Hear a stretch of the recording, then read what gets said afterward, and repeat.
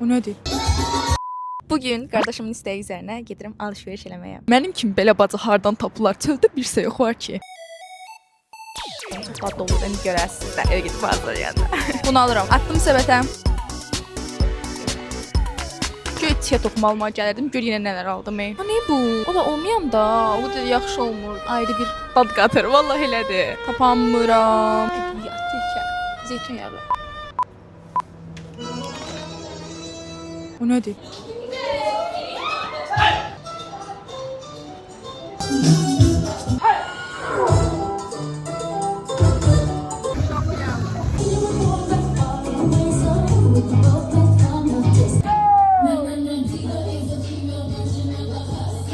Uğurlu, xoşbəxt və ilham dolu bir gələcək sizinlə olsun. Gənclər gününüz mübarək olsun.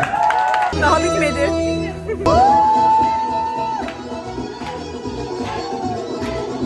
Ben oynamak istiyorum.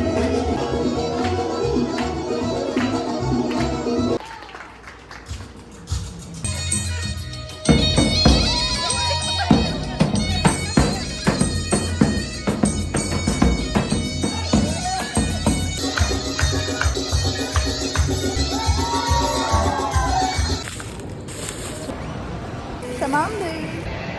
Günümün bu qədər əyləncəli keçəcəyini düşünməzdim həqiqətən. Bəs siz nə düşünürsünüz? Şərhlərdə yazmağı unutmayın. Sağ olun.